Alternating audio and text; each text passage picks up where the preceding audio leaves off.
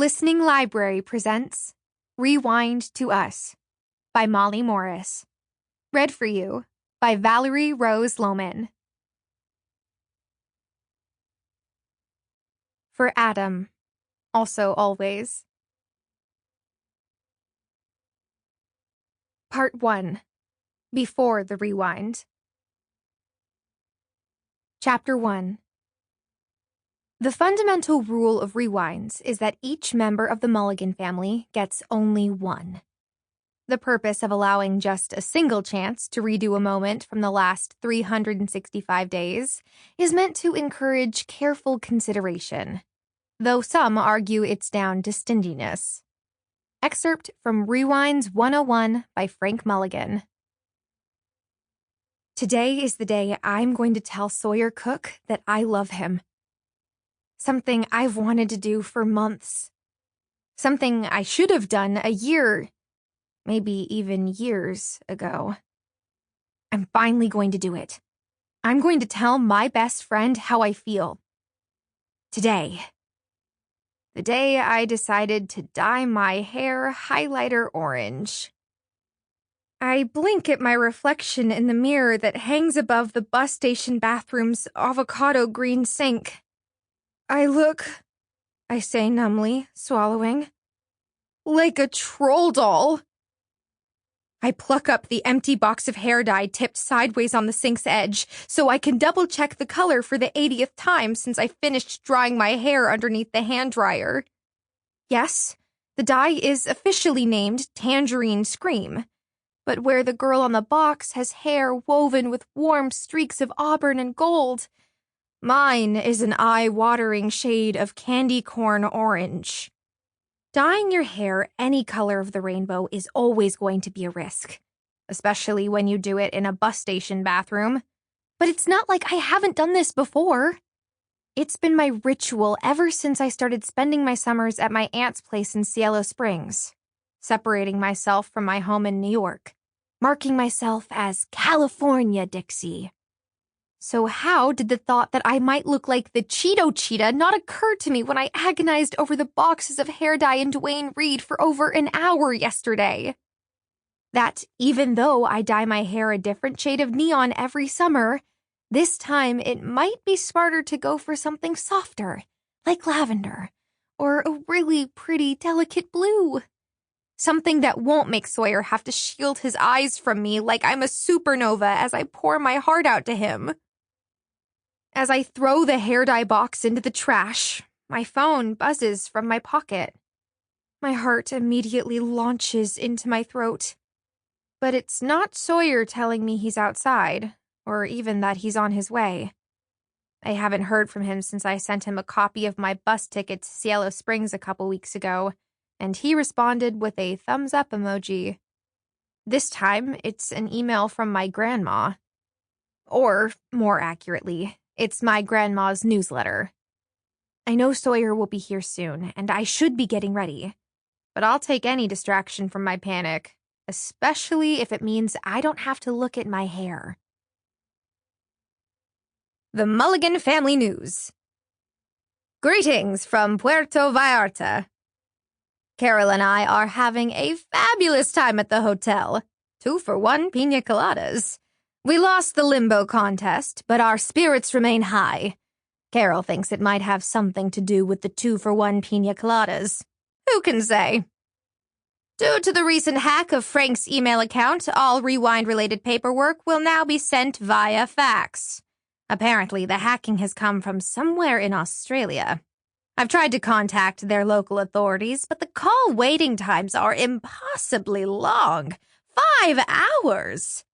Due to popular demand, Frank has written a new series of informative blobs for the website about the Rewind, including a list of all the rewinds our little clan has enacted over time.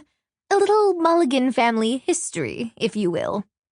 So have a look when you get a chance.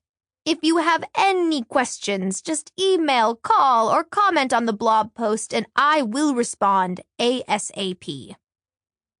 Carol and I will be back stateside in a couple of days. Pat, did the doctor ever call you back? The hotel front desk said you tried to call, but I was taking a nap. In the meantime, I hope you're all having a great summer so far. Or, as they say here in Mexico, que tengan un buen verano. Love, Lois. Grandma, Mom, Auntie Lolo, Great Aunt Lo, Sis, etc. My grandma's newsletter is accompanied by a picture of her and my great aunt Carol sitting by their hotel's pool in Mexico, each holding 2 yellow cocktails topped with fat pineapple wedges. Somehow my grandma can write a surprisingly engaging email newsletter, but still can't remember it's blog and not blob. When I glance up again and catch my reflection in the mirror, Grandma's newsletter still open on my phone. It only now occurs to me that I could technically take my hair color choice back. Use my rewind to pick cotton candy pink or a sleek silver. But just as quickly as the idea enters my head, I toss it out again. Each member of our family only gets 1 rewind in their entire lifetime, so enacting it is a really big deal. Plus, do I really want my family to see that I used mine to change my hair color from disgusting orange to pastel purple?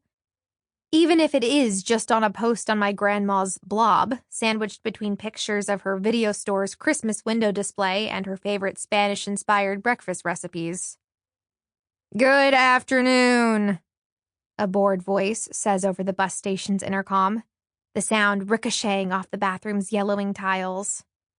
The Cielo Springs bus station will be closing in 5 minutes. Anyone waiting for the 6:58 bus to San Diego is advised. 5 minutes. Sawyer will be here in 5 minutes. With a brush I pluck out of my backpack, I scrape my hair into a high bun, hoping the fact that it's tight against my head means it won't catch the light as much. The fact that I didn't really sleep last night is alive on my face, in the dark circles under my eyes and the grayish tinge to my skin.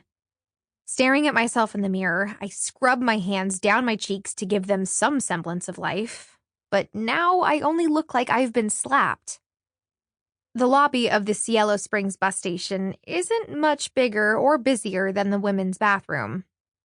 The 3 wooden benches lining the walls are occupied by a sleeping man and a couple eating from the same bag of trail mix. Nobody seems concerned about the bus station's imminent closure. The walls are decked with 1920s-style tourism posters for Cielo Springs, the gem of the Anza Borrego Desert, speckled with cartoon cacti and adobe-colored hills. In the corner are 2 half-empty vending machines and a small ticket office, at which sits the owner of the bored intercom voice reading a NASCAR magazine. Like always, I wait for everyone in the lobby to turn to me as one. The people of this city that's not even big enough to be a speck of dust on a map of California to somehow see straight through my neon mask. Their pitying cringes at my ugly hair becoming open-mouthed stares. But when nobody does, relief trickles through me. I'm just a girl who made a poor hair color choice. Nothing special. Goosebumps prickle my arms as the air conditioning vent above me sends down a frigid breeze. But the moment I shove open the glass door leading to the bus station parking lot, the cold evaporates, replaced by a blanket of hot air so heavy it almost feels like water. Even though the sunlight is fading, heat clings to every inch of my exposed skin. I can already feel the sweat forming along my shoulders, under my armpits, and across my top lip. It has to be at least 100 degrees, probably more. Not a breeze or coastline for miles. I shut my eyes and breathe in deep, the boiling air heating my lungs. Home. From the way I see it, I've got 2 options as to when I can tell Sawyer that I am deliriously in love with him. 1. Immediately, as in the moment I see him. With this option, I can use the sort of nervous mania I've built up over my day of traveling to propel me into getting it over with. Plus, if he laughs in my face, I'm already at the bus station, which means it won't take as long for me to flee the state. 2.